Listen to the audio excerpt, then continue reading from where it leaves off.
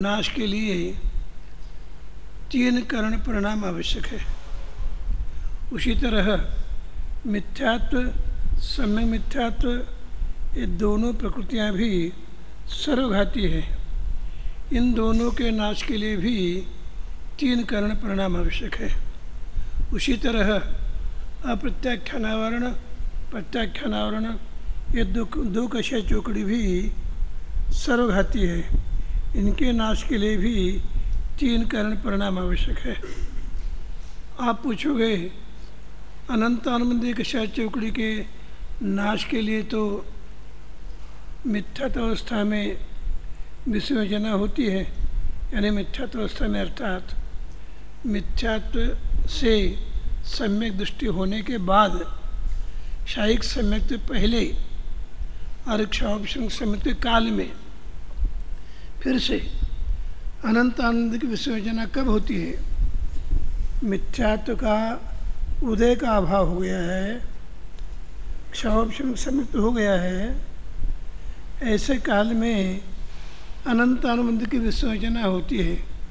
उस विसर्जना के लिए अधिकरण, अपूर्वकरण, अनिवृत्तिकरण, तीन करण परिणाम आवश्यक है।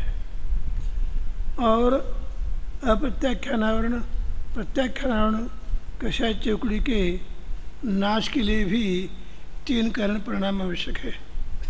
अब मिथ्या अनंत आनंदी कषाय चौकड़ी के विसर्जना के लिए क्षौभिषमिक सम्यक्ति काल में तीन करण परिणाम होते हैं। और अप्रत्याख्यानावरण, प्रत्याख्यानावरण कषाय के नाश के लिए सातवें, आठवें, नवें तीनों गुणस्थानों में तीन करण परिणाम होते हैं। और क्षौभिषमिक सम्यक्ति अवस्था कैसी है, थोड़ा इधर देखना, थोड़ा बुद्धि लगाना बराबर। ये जो बड़ी लकड़ी है, ये बड़ी लकड़ी मिथ्यात्व की है, यह समय मिथ्यात्व की है, यह समय प्रकृति की है। यानी जब किसी भी जीव को क्षौभिषमिक सम्यक्त रहता है, उस समय में सम्य प्रकृति देशघाती का उदय रहता है। एक एक वाक्य समझ में आ जाए तो आगे जाने में दम है, उपयोग है। जब जब किसी भी जीव को क्षौभिषमिक सम्यक्त होता है, तब तब सम्य प्रकृति का उदय रहता है। समझ में आ गया? अब इस समय में क्या काम होता है? ये मिथ्यात्व सम्य मिथ्यात्व होता है। सम्य मिथ्यात्व सम्य प्रकृति में बदल जाती है, यह ऐसा क्रम चलता है। और बाद में जब शायिक सम्यक्त के प्राप्ति का काल आता है, उस समय मिथ्यात्व का नाश पहले होता है, फिर सम्यक मिथ्यात्व का नाश होता है, फिर सम्यक प्रकृति का नाश होता है। ये भी समझ में आ गया? पहले मिथ्यात्व, सम्यक प्रकृति, ऐसा परिवर्तन चलता था और ये परिवर्तन चलता ही रहेगा। और जब अंतिम स्टेज पर मिथ्यात्व आएगा, अंतिम स्टेज पर समय मिथ्यात्व आएगा, उस समय में भी ये तीन करण परिणाम आवश्यक है। और तीनों का नाश हो गया, मात्र सम्य प्रकृति रह गई। उस समय में भी क्षौभिषमिक सम्यक्त है और सम्य प्रकृति का उदय आता रहेगा, आता रहेगा, आता रहेगा। आप पूरा उदय आकर के सम्य प्रकृति खत्म हो जाएगी और क्षयिक सम्यक्त होगा। यानी हमें यह समझना है, सर्वघाती स्पर्धकों के नाश के लिए ही तीन करण परिणाम आवश्यक है। और क्षौभिषमिक सम्यक्त में दो तो सर्वघाती स्पर्धक है और एक देशघाती स्पर्धक है। इसलिए तीन करण परिणाम करने तो पड़ते हैं, लेकिन कब? मिथ्यात्व, सम्य मिथ्यात्व, इन दोनों के नाश का, अंतिम नाश का कार्यक्रम होगा, उस समय करना आवश्यक है। जब क्षौपशमिक सम्यक्त रहता है तो हर समय में मिथ्यात्व समय मिथ्यात्व में बदलेगा, समय मिथ्यात्व समय प्रकृति में बदलेगा। उस समय 3 करण परिणाम आवश्यक नहीं है। लेकिन जब अंतिम स्टेज आती है, अब मिथ्यात्व का पूरा ही नाश करना है, समय मिथ्यात्व का पूरा ही नाश करना है, उस समय परिणामों में विशिष्ट विशुद्धि अपेक्षित होती है। और वो विशिष्ट विशुद्धि 3 करण परिणामों से होती है। इसलिए क्षौपशमिक सम्यक्त में 3 करण परिणाम आवश्यक नहीं है। कुछ बोध हो गया? ऐसा है, हमें ये भी समझना, सामान्य शत्रु को नाश करना हो तो अधिक शक्ति लगाना नहीं पड़ती। सामान्य शत्रु को नाश करना हो तो क्या है, उसे मात्र संदेशा भेजा जाता है, तुम शरण में आ जाओ, हमारा शरण स्वीकारो, नहीं तो तुम्हारा अस्तित्व नष्ट करेंगे। तो बेचारा कमजोर होता है, वो बोलता है ठीक है, मैं आपकी अधीनता स्वीकार करूंगा। और जो बलवान शत्रु होता है उसके लिए शक्ति लगानी पड़ती है। सम्य मिथ्यात्व, सम्य प्रकृति, ये दोनों बलवान हैं। इन बलवानों के नाश के लिए 2 करण परिणाम बहुत आवश्यक है। अधिकरण, अपूर्वीकरण, अनिवृत्तिक करण भी आवश्यक है। 3 करण के बिना क्षायिक सम्यक्त भी नहीं होता, 3 करण के बिना अनंत आनंद की विसर्जन भी नहीं होती, 3 करण के बिना अप्रत्याख्यान प्रत्याख्यान का नाश भी नहीं होता। ऐसा स्वरूप है। देखो भाई, आप लोगों को करणानुयोग गर्भित अध्यात्म समझ में आना चाहिए, अथवा अध्यात्म गर्भित करणानुयोग समझ में आना चाहिए। यदि ऐसा समझ आ जाए आपको, तो ही गुणस्थान पढ़ना सार्थक है। नहीं तो क्या है, गुणस्थान पढ़ना तो सामान्य बात है, लेकिन अध्यात्म गर्भित करणानुयोग समझ में आवे, करणानुयोग गर्भित अध्यात्म समझ में आवे। इसमें करणानुयोग गर्भित अध्यात्म क्या है? विशुद्धि बढ़ती है। 3 करण परिणामों में त्रिकाल शुद्धात्मा का आश्रय होने के कारण विशुद्धि बढ़ती है, और विशुद्धि के निमित्त से इन कर्मों में ऑटोमेटिक परिवर्तन होता रहता है। परिवर्तन मुनिराज अथवा मिथ्या दृष्टि बहुत प्रयासपूर्वक करते, ऐसा नहीं, सहज होता है। जैसे हम यहाँ बैठे हैं, मैं बोल रहा हूँ, आप सुन रहे हो, आप भी श्वास ले रहे हो, श्वास छोड़ रहे हो, लेकिन हम में से ऐसा कौन है, अब मुझे श्वास लेना है, ले लो भाई, अब छोड़ना है, अब छोड़ो। ऐसा प्रोग्राम नहीं बनाना बनता। बोलते समय में भी श्वास लिया जाता है, छोड़ा जाता है, नींद में भी लिया जाता है, छोड़ा जाता है, सपने में भी, भोजन करते समय में भी, सब होता है। यह जैसा सहज है, उसी तरह जिनके जीवन में एक बार धर्म प्रकट हो गया तो उनका धार्मिक जीवन सहज होता है। ये काम सहज होते हैं।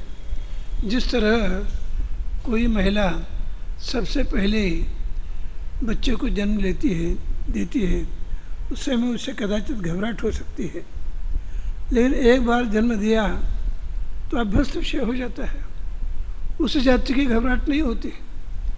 अथवा मैं एक छोटी सी वास्तविक घटना सुनाता हूँ। मेरठ से मैं अपनी बहन के साथ घट्टप्रभा जा रहा था। मुझसे छोटी बहन है घट्टप्रभा, कर्नाटक में रहती है। घट्टप्रभा गांव का नाम है और करीब 3 घंटे का रास्ता है। रात को 11 बजे हम बैठे। मैंने कहा, छोटा बच्चा था साथ में, मैंने कहा बच्चे को आप अंदर सुलाओ और तुम बाहर सो, यानी बाहर अर्थात वो जो स्लीपर होता है उस पर। नहीं नहीं ऐसा नहीं, मुझे ऐसा सोना नहीं बनेगा, बच्चे को इधर सुलाएंगे। मैंने गिर जाएगा, नहीं गिरेगा। तो वो सो गई। मुझे नींद नहीं आई थी, इसलिए मैं पढ़ता रहा और बीच बीच में वो लड़का गड़बड़ कर रहा था, रोता था। तो बहन उसको बराबर संभाल रही थी, अबुद्धिपूर्वक ही संभाल रही थी। वो गिरा नहीं और ये नींद भी ले रही। नींद भी लेने का काम हो गया, बच्चों को संभालने का काम हो गया। यानी जिस तरह माँ के जीवन में ये स्वाभाविक होता है, कुछ करना नहीं पड़ता, उसी तरह कर्मों में भी जीव के विशुद्ध परिणामों से ऑटोमेटिक काम होता है। इसलिए क्षोभ सम्यक्त की प्राप्ति के समय में 3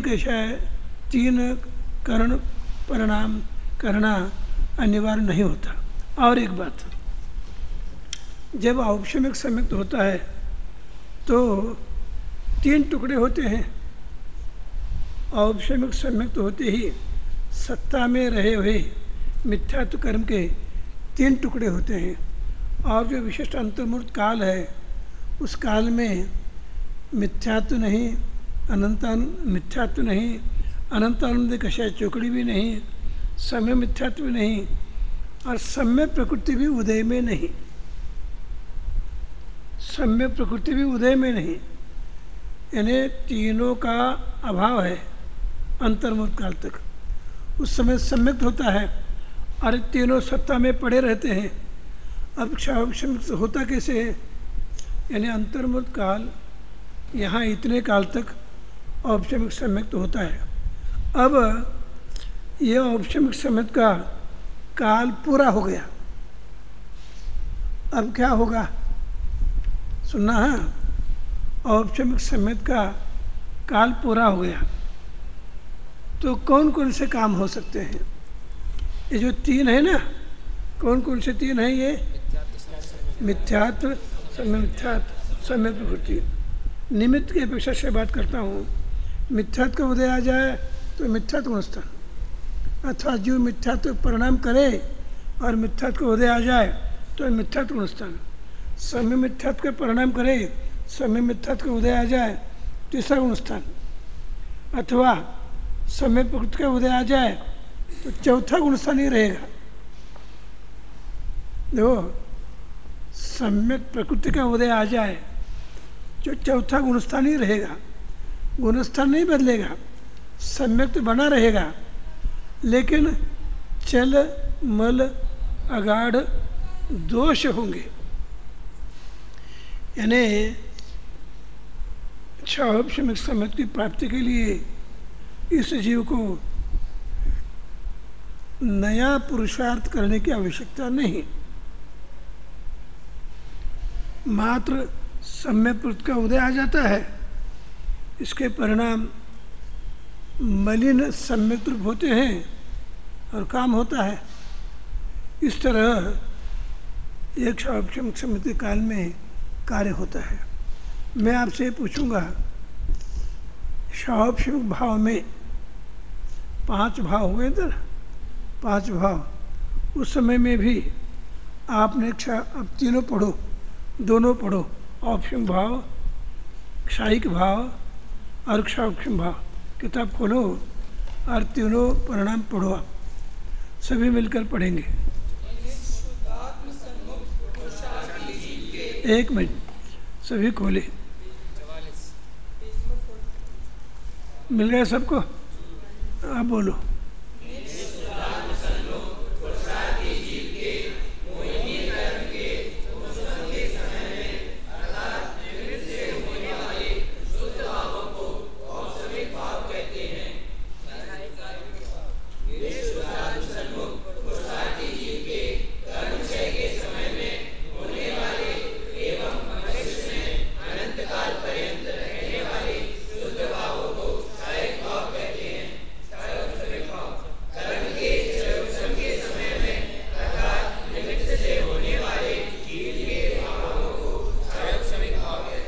यहाँ जो है ना निज शुद्धार्थ सन्मुख पुरुषार्थ जो नहीं लगाया। क्यों? पुरुषार्थ किए बिना ही अनादिकाल से ज्ञानावरण का क्षोभक्षम है, दर्शनावरण का क्षोभक्षम है, अंतरा का क्षोभक्षम है। इसलिए निज शुद्धात्मा का सन्मुख रूप पुरुषार्थ किए बिना ही क्षोभक्षम भाव होता है। अनादि जो नित्य निगोदी जीव है, आज तक निगोद से जिन्होंने निगोद से जो जीव बाहर हुआ ही नहीं, ऐसा जीव है। उन जीवों को भी तीनों ज्ञान है क्षौक्षमिक, दर्शन क्षौक्षमिक है, और 5 लब्धि भी क्षौक्षमिक है। क्योंकि इन तीनों का कुछ न कुछ विकास व्यक्त होना यह अनादि का कार्य है। फिर से ज्ञान में भी अल्प स्वल्प मात्रा में विकास अनादि का है। सामान्य अवलोकन दर्शन में भी अनादि का विकास है। और 5 लब्धि दान लाभ भोग उपभोग वीर्य, इनमें भी अनादि का अल्प स्वल्प मात्रा में से ही विकास है। इसलिए निशुद्धात्म सन्मुखता का पुरुषार्थ यहाँ आवश्यक नहीं है। इसके पहले भी मैंने बताया था। हाँ भाई, आज 18 तारीख है, कल 19/20 है। तो चौथे गुणस्थान के संबंध में अथवा पहला, दूसरा, तीसरा, चौथा, चारों गुणस्थान के संबंध में कुछ पूछने लायक हो तो आप पूछ सकते हो।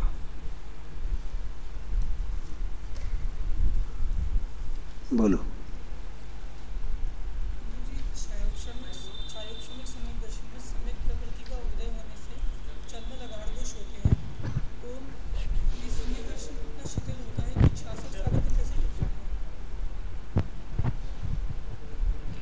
बोलो।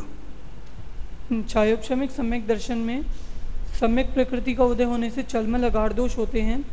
तो ये सम्यक दर्शन दोष सहित है, तो 66 सागर से कैसे टिक जाता है इतने लंबे काल? क्या दिक्कत है उसमें? दोष होने से नष्ट होना चाहिए, सम्यक तो नष्ट होना चाहिए, ये नियम नहीं है। दोष होने से, और वो दोष भी केवल ज्ञान गम्य दोष है, उससे कुछ बिगाड़ नहीं होता। सम्यक का बिगाड़। अच्छा, और सम्यक के काल में सम्यक प्रकृति का नया बंध होता है क्या? नहीं होता, क्योंकि सम्यक प्रकृति नया बंध में कारण नहीं है। क्यों नहीं है? वो देशघाती का उदय है। देशघाती का उदय। तो यदि उसका नया बंध नहीं होता और जो पुरानी सत्ता में पड़ी है उसका वो उदय में आती रहती है, तो सारी खिर जाती है क्या उदय में? क्षय होता रहता है, इनका सम्यक क्षय होता रहता है। और परिणामों में गड़बड़ हो जाए तो तीसरा नुकसान हो सकता है, मिथ्यात्व हो सकता है।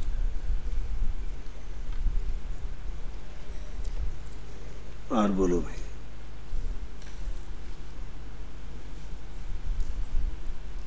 दृष्टि मुक्त, प्रमाद मुक्त, वह सब आपको आना चाहिए। देह मुक्त सब बताया है वहाँ, सुलभ है इसलिए मैंने खुलासा नहीं किया। दृष्टि मुक्त है, प्रमाद मुक्त है, अवृत्ति मुक्त है, अवधेय का ज्ञान मुक्त है, और देह मुक्त है। मुक्ति इतने प्रकार की है।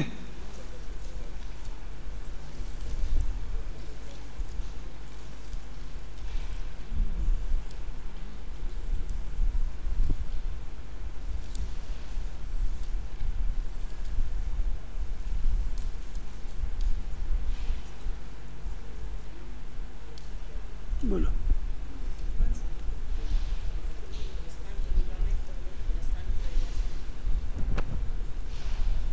प्रश्न क्रमांक 59 पे ये जो गोमट सार जीवकांड के माध्यम से बताया कि मोह और योग से उत्पन्न होने को गुणस्थान कहते हैं। तो मोह और योग का तो अभाव हो जाता है, मतलब मोह का अभाव 12वें गुणस्थान तक हो जाता है और 13वें गुणस्थान में योग का अभाव हो जाता है। तो उससे उत्पन्न कैसे होएगा 14वां गुणस्थान? फिर से बोलो। इसमें लिखा है कि मोह और योग से उत्पन्न होने वाले को गुणस्थान कहते हैं। तो मोह का अभाव भी हो जाता है 12वें गुणस्थान तक, और 13वें गुणस्थान में योग का अभाव भी हो जाता है। बराबर। तो उत्पन्न कैसे होगा गुणस्थान, इसमें 14वां गुणस्थान कैसे उत्पन्न होगा? क्या बाधा क्या है? मोह के उदय से कभी कहीं मोह से उदय से होगा। 14 गुणस्थान किससे उत्पन्न होगा? मोह के उदय के कारण, मोह के पहले से 4थे गुणस्थान तक दर्शन मोह का निमित्त बना है। 14वां गुणस्थान योग का अभाव होने पर भी केवल ज्ञान का सद्भाव है। इसमें लिखा है मोह और योग के निमित्त से उत्पन्न। बराबर है, वहाँ मोह तो पूरा नष्ट हो गया है और योग भी नहीं है। योग भी नहीं है तो कैसे उत्पन्न? अच्छा, मोह का भी अभाव है और योग का भी अभाव है, तो गुणस्थान कैसे होता है? बैठिए, ऐसा है, मोह का और योग का दोनों का अभाव होने पर भी ये गुणस्थान कैसे हो सकता है? इसलिए हो सकता है 4 आघाती कर्मों का नाश करने के लिए भी जीव को पुरुषार्थ करना आवश्यक है। यदि 13वां गुणस्थान ही 13वें गुणस्थान तक ही हम गुणस्थान मानेंगे तो जो 4 आघाती कर्म हैं, उस आघाती कर्म के नाश का कार्य सिद्धावस्था में करना पड़ेगा। वह नाश कब होगा? यदि 13वें गुणस्थान के बाद 14वां गुणस्थान हम नहीं मानेंगे तो 4 आघाती कर्म जो है, उन आघाती कर्मों के नाश के लिए अवकाश कब मिलेगा? अवकाश चाहिए ना। वो योग के अभाव में और केवल ज्ञान के सद्भाव में जितना छोटा सा 5 ह्रस्व स्वर बोलने में जितना समय लगेगा, उतने समय में ही चारों आघाती कर्म का नाश हो जाता है और केवल ज्ञान हो जाता है। समझ में आ गया? और बोलो भाई। और देखो, एक बात इसके पहले अनेक बार कह चुका हूँ, फिर से कहता हूँ।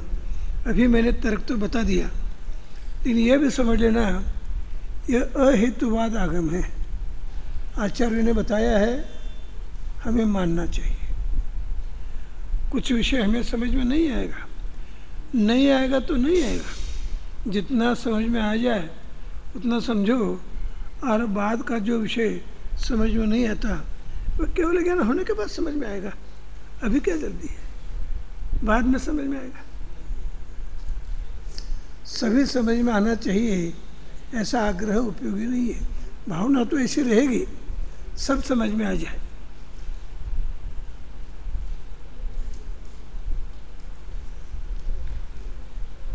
बोलो।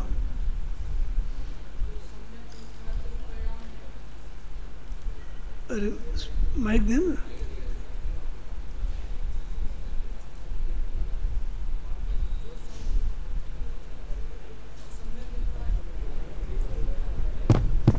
जो सम्यक मिथ्यात्व रूप परिणाम है वो धर्म परिणाम नहीं है। नहीं है, धर्म परिणाम नहीं है। यदि सम्यक मिथ्यात्व धर्म परिणाम होता तो तीसरे गुणस्थान से मोक्ष मार्ग होता। तो फिर इसके सद्भाव में चतुर्थ गुणस्थान होता है। इसके सद्भाव में तो हो सकता है, उदय में नहीं हो सकता। इसकी सत्ता हो, उदय न हो तो हो सकता है चौथा गुणस्थान। चौथे के बाद क्या करना? मिथ्यात्व की सत्ता हो तो 11वां गुणस्थान हो सकता है। मिथ्यात्व की सत्ता हो तो 11वां गुणस्थान भी हो सकता है। मिथ्यात्व की सत्ता है तो वहाँ सम्यक मिथ्यात्व की भी सत्ता है, सम्यक प्रवृत्ति की सत्ता है। सत्ता है ना अस्तित्व। सही देखा जाए तो ऐसा है, कर्म की सत्ता मिट्टी के ढेले के समान निष्क्रिय है, वो काम कुछ भी नहीं करती। यदि सुनना है बराबर, इधर उपयोग देना। यदि सत्ता में पड़ा हुआ कर्म कुछ काम करे तो जब मुनिराज आदिनाथ भगवान को आहार नहीं मिलता था, उस समय तीर्थंकर प्रकृति की उनको सत्ता थी या नहीं थी? थी। क्या काम किया? अथवा पार्श्वात्थ मुनि महाराज को उपसर्ग हो रहा था, उस समय उनके जीवन में तीर्थंकर प्रकृति सत्ता थी या नहीं थी? क्या काम किया? सत्ता में पड़ा हुआ कर्म मिट्टी के ढेले के समान ही है।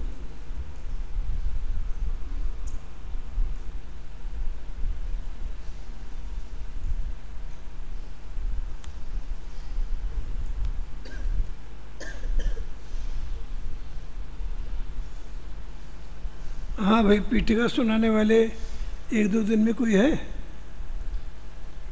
एक दो दिन में पीठिका सुनाएंगे ऐसा? अच्छा, कोई नहीं है।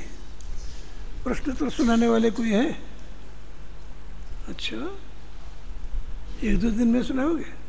ठीक बात। लेकिन ये समझ लेना, अभी आप जितने होगे उतना सुनाओगे, बाद में समग्र सुनाओगे, उस समय में भी इसको सुनाना है।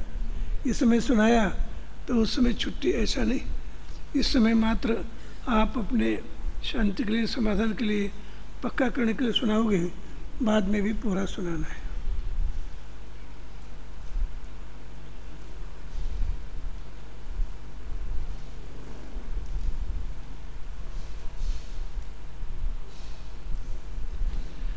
जो विषय आज तक हो गया है उस संबंध में भी पूछ सकते हो।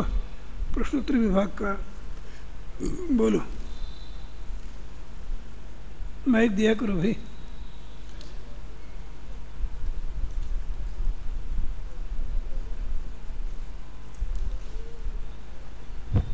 मिथ्यात्व गुण स्थान है, उसमें मिथ्यात्व के जो भेद बताए हैं, तो 3 प्रकार के भेद बताए हैं। एक तो ग्रहित अग्रहित, और 5 भेद बताए हैं, फिर है ना 4 भेद अलग से बताए हैं। तो वो मिथ्यात्व गुण स्थान का पूरा वर्णन आएगा, तो उसमें कितने तीनों अपेक्षा से भेद लिखना है क्या? ऐसा है ना, ग्रहित अग्रहित ये 2 भेद है, बाकी अज्ञान विपरीत संशय ये भी 5 भेद है। ये मैं बता देना। एक और दिए क्रियावादी, अक्रियावादी, अज्ञानवादी और वैनयिक, ये 4 जो होते हैं उसको मत बता दो। इतना पूछा भी नहीं जाएगा, इतना पूछने का परिणाम भी हमारा नहीं है। बोलो। अरे एक हाँ चलो। शायद सम्यक्त होता है ना, तो उसके लिए त्रिकरण परिणाम होता है, तो उसकी 2 बार आवश्यकता होती है। और औपसमिक सम्यक्त होता है, उसके लिए त्रिकरण परिणाम की 1 बार आवश्यकता होती है। ऐसा क्यों? ऐसा है, क्षायिक सम्यक्त के लिए 1 बार, अनंतानुबंधी विसर्जना के लिए एक बार, और फिर मिथ्यात्व के नाश के लिए 2 बार। मात्र क्षायिक सम्यक्त के लिए 2 बार नहीं, 1 बार मिथ्यात्व के अनंतानुबंधी विसर्जना करने के लिए। वो तो चारित्र होने का परिणाम है, ये दोनों दर्शन होने का परिणाम है। अलग अलग कर्म है, अलग अलग कारण है।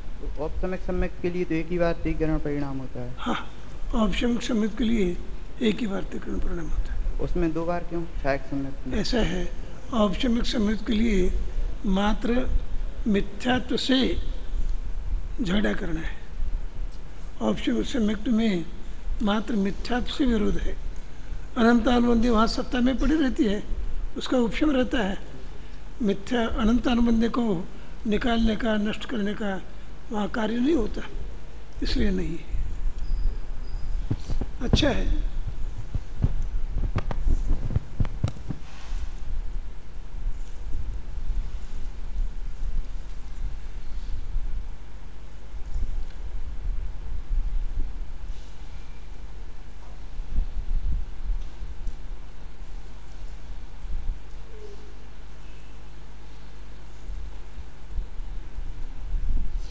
इस समय आपके प्रश्न भी अच्छे होते हैं, हर समय में विद्यार्थी पूछते हैं।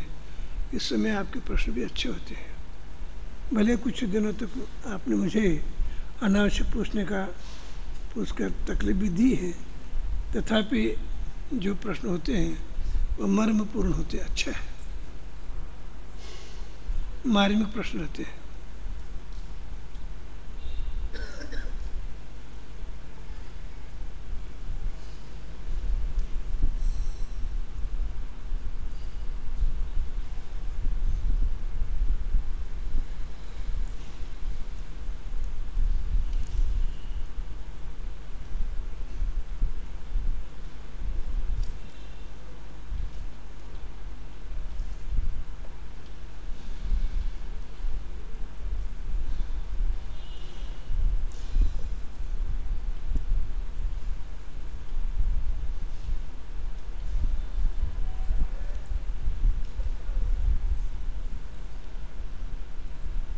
बोलो।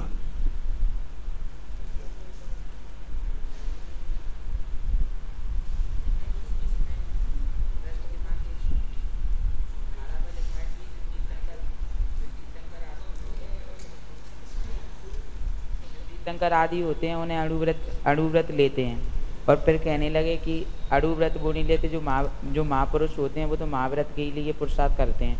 तो इसमें जो फिर शुरू से बोलो, मुझे कुछ समझ में नहीं आया।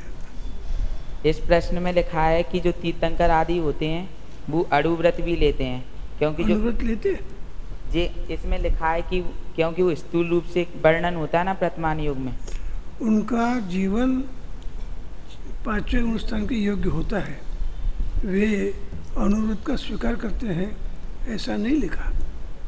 प्रश्न हम आपको सुना रहे हैं। बोलो। तीर्थंकर तो अपनी 8 वर्ष की उम्र में ही पंचम गुणस्थान व्रती श्रावक हो जाते हैं, ऐसा हमने पार्श्व पुराण शास्त्र में पढ़ा है। उसका क्या तात्पर्य है? पार्श्व पुराण वर्तमान युग का शास्त्र है, वहाँ स्थूल रूप से सामान्य कथन किया है। आचार्यों ने बालक तीर्थंकर के आदर्श जीवन को प्रस्तुत करके साधक जीवों को उन जैसे जीवन बनाने के लिए प्रेरणा दी है। तो हमें यह पूछना है कि उनके अणुव्रत होते हैं कि नहीं? उनके अनुव्रत नहीं होते, लेकिन व्रती श्रावक के समान उनका जीवन होता है।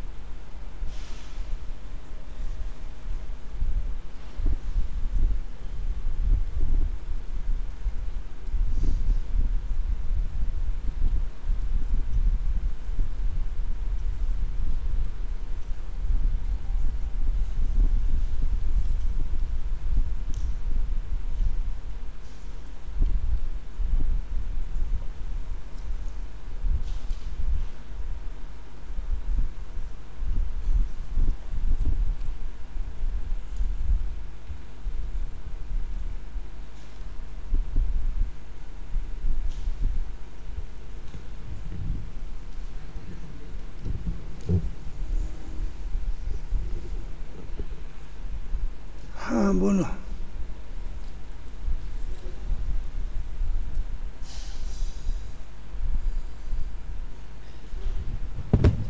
इसमें मिथ्यात्व का गमन काल बताया, गमन और आगमन में। इसमें दूसरा पॉइंट है कि कोई प्रथम गुणस्थानवर्ती द्रव्यलिंगी मुनिवर मिथ्यात्व तथा 3 कक्षा चौकड़ी का अभाव ना होने पर भी निःशुद्धात्मा के ध्यान रूप पुरुषार्थ से इस मिथ्यात्व गुणस्थान से सीधे वीरता विरत गुणस्थान में भी गमन कर सकते हैं। मुझे ये पूछना है कि मतलब किसी मुनिराज को, द्रव्यलिंगी मुनिराज को मिथ्यात्व का उदय है और 3 कक्षा चौकड़ी का अभाव भी नहीं है, तो इसके इन सबके सद्भाव में वो पंचम गुण स्थान प्राप्त कर सकते हैं क्या? उनके सद्भाव में कहाँ है? वहाँ इसमें लिखा है, इसमें बताया ना कि ना गुणस्थानवर्ती द्रव्यलिंगी मुनिवर मिथ्यात्व तक 3 कक्षा चौकड़ी का अभाव ना होने पर भी, यानी मिथ्यात्व गुणस्थान है, इसका तुमको 3 कक्षा चौकड़ी का अभाव नहीं है, मिथ्यात्व है, लेकिन विकल्प पूर्वक उन्होंने महाव्रतों का स्वीकार किया है। ऐसा तो हो सकता है। ऐसा यदि नहीं होगा तो द्रव्यलिंगी मुनि कैसे होंगे? यानी मिथ्यात्व का उदय है, 3 कक्षा चक्र का अभाव नहीं है, 4 कक्षा चक्र का उदय है, मिथ्यात्व भी है और मूल मृत्यु का पालन कर रहे हैं, ऐसा होता है। इसीलिए तो मुनिवत धार अनंत बार गरीबों को उपजायो, ये बात सिद्ध होती है। बोलो।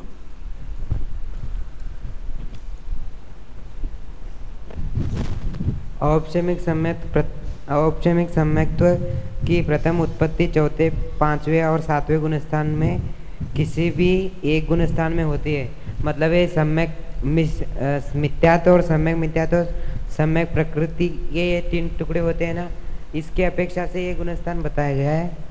नहीं बेटी, ऐसा है, कोई मिथ्या दृष्टि द्रविड़िंग मुंडाज है, उनका शुद्धात्मा का पुरुषार्थ बहुत बलवान हो गया, तो पहले गुणस्थान से सातवें में जाते हैं। उनका ही पुरुषार्थ मध्यम हो गया तो पांचवें गुणस्थान में प्रवेश करते हैं। उनका ही पुरुषार्थ जघन्य हो गया तो चौथा गुणस्थान होता है। पुरुषार्थ के अनुसार गुणस्थान की प्राप्ति होती है और पुरुषार्थ के अनुसार कर्मों का क्षयोक्षम होता है, ऐसा है। बोलो।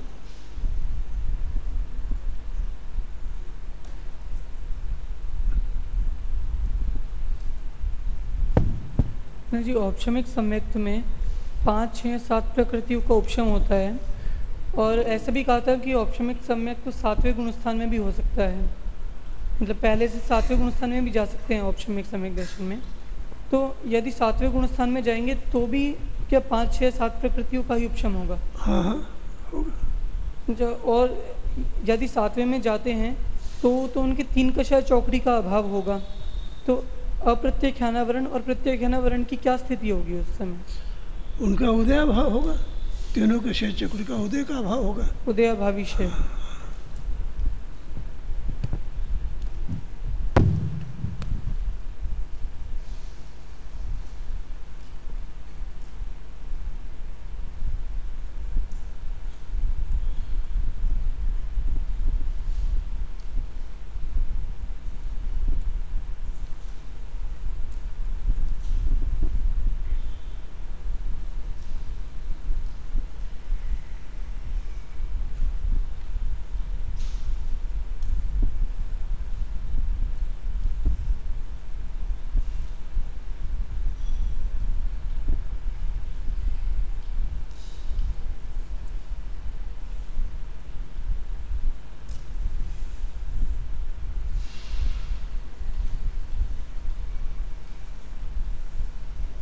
बोलो, मैं दे दूँगा।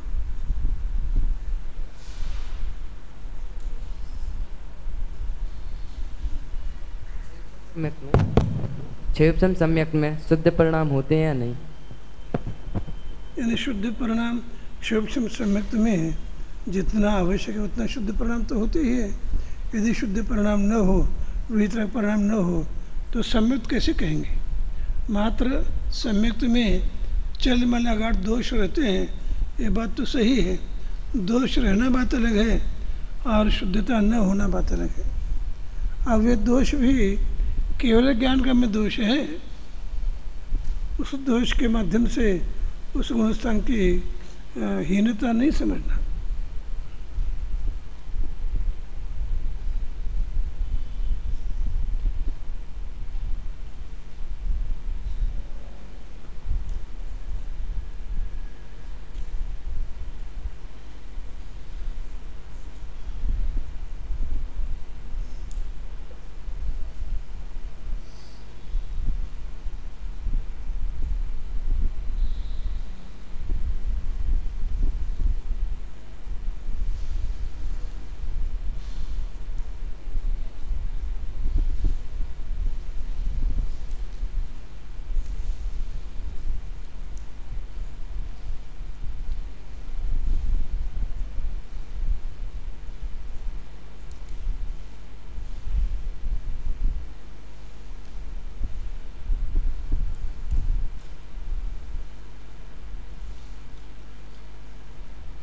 बोलो।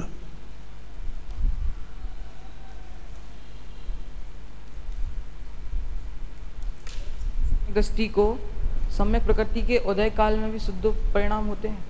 फिर से छायोपसमिक सम्यक दृष्टि को सम्यक प्रकृति के उदय के काल में भी शुद्ध परिणाम हो सकते हैं?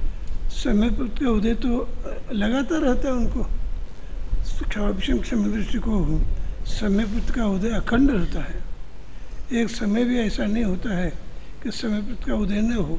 सम्यक प्रकृति का उदय देशव्यापी होने के कारण से शुद्धता में कुछ फर्क नहीं पड़ता। शुद्धोपयोग भी होता है, शुद्धता रहती है, संवर्धना होती है, मोक्ष मार्ग बना रहता है, सिद्ध भगवान जैसे जाति का अनाकुल सुख होता है, सब होता है। शुद्धता का काल छायोपसम सम्यक दृष्टि का कितना है?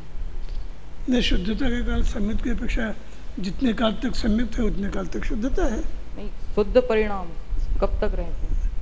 जब तक छायोपसम सम्यक है तब तक शुद्ध परिणाम ही है। जबकि एक अंतर्मूलक तक शुद्ध परिणाम रहें तो मुक्ति हो जाती है। ऐसा है, वो शुद्धोपयोग अलग है। जो अंतर्मूर्त रहे और केवल ज्ञान हो, वो तो 12वें गुणस्थान में 12वें गुणस्थान के योग्य शुद्धोपयोग हो तो केवल ज्ञान होता है। चौथे में भी, 5वें में भी, छठे 7वें में भी अनेक जगह शुद्धोपयोग होता है। तो हर जगह शुद्धोपयोग के काल में सम्यक होता है, केवल ज्ञान होता है, आवश्यक नहीं है। 12वें गुणस्थान के योग्य शुद्धोपयोग हो तो ही उस शुद्धोपयोग का फल केवल ज्ञान है, अन्य सभी शुद्धोपयोग का फल केवल ज्ञान नहीं है। हर एक शुद्धोपयोग की अपनी अपनी पात्रता अलग अलग है। बोलो।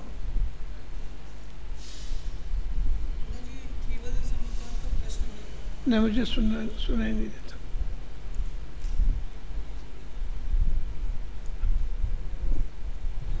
जी, केवल समुद्घात का प्रश्न है। केवल समुद्घात किसे कहते हैं? तो उत्तर में लिखा है, अपने मूल परमोदारिक शरीर को छोड़े बिना आत्म प्रदेशों के दंडादि रूप होकर शरीर से बाहर फैलने को। तो दंडादि रूप का क्या अर्थ है? दंड, बैठिए। दंड यानी ये तीर्थंकर का शरीर है, इतना शरीर है। और दंड यानी जितना शरीर का आकार है उतने शरीर के आकार के ही पूरे लोक के अंत तक, ऊपर भी नीचे भी प्रसारण होना, विकास होना, ये दंड हो गया। दंड यानी दंडाकार समुद्घात हो गया। फिर दंड प्रतर, प्रतर यानी अब इतना ही चौड़ाई में पूरे प्रदेश में कपट, दंड प्रतर, फिर कपाट, फिर लोक पुराण, ऐसे समुद्घात के 4 भेद हैं। दंड रूप, कपाट रूप, प्रतर रूप और लोक पुराण। इस तरह 4 जाति का समुद्घात के काल में एक क्रम है। इसी क्रम से समुद्घात फिर वापस होता है। लोक पुराण है, लोक पुराण फिर प्रतर रूप होगा, कपाट रूप होगा, फिर दंड रूप होगा, फिर जितना शरीर है उतना ही रहेगा। ऐसा है। वहाँ इतना ही लिखा है, हमें इतना ही प्रयोजन है। हाँ, बस इसमें प्रश्नोत्तर विभाग गुणस्थान समझने के लिए उपयोगी हो उतना ही दिया है, ज़्यादा न देने का नियम है। जितना समझाने में अनुकूल है उतना ही दिया है। हर एक विषय का अनावश्यक खुलासा नहीं किया, हमें करना भी नहीं है। सर्वघाती प्रगति और स्पर्धक और देशघाती इस प्रगति और स्पर्धक में क्या अंतर है बताओ। बैठो। सर्वघाती प्रकृति में पूरे स्पर्धक सर्वघाती ही रहते हैं। स्पर्धक का अर्थ अनेक प्रकार के अनुभाग शक्ति से युक्त कर्म समूह को स्पर्धक कहते हैं। यानी अनेक प्रकार से अनुभाग सहित कर्म समूह को स्पर्धक कहते हैं। और स्पर्धक के 2 भेद, सर्वघाती, देशघाती। जो देशघाती कर्म है, जो सर्वघाती कर्म है उनमें सर्वघाती स्पर्धक ही होते हैं। और जो देशघाती कर्म है, घाती कर्म, उसमें सर्वघाती, देशघाती दोनों स्पर्धक होते हैं। क्या समझ में नहीं आया? प्रकृति देखो, प्रकृति हर एक कर्म प्रकृति है। वेदनीय प्रकृति, वेदनीय कर्म ये भी प्रकृति है। प्रकृति ने स्वभाव, स्पर्धक यानी अनेक प्रकार के अनुभाग शक्ति से युक्त है। अनुभाग शक्ति का नाम है स्पर्धक। अनेक प्रकार के अनुभाग शक्ति से युक्त कर्म समूह को स्पर्धक बोलते हैं। और हर एक कर्म का अपना अपना स्वभाव होता है, उसे प्रकृति बोलते हैं। वेदनीय कर्म की प्रकृति अलग है, घाती कर्म की प्रकृति अलग है। प्रकृति ने स्वभाव, ज्ञानावरण का स्वभाव अलग है, दर्शनावरण का स्वभाव अलग है। प्रकृति ने स्वभाव।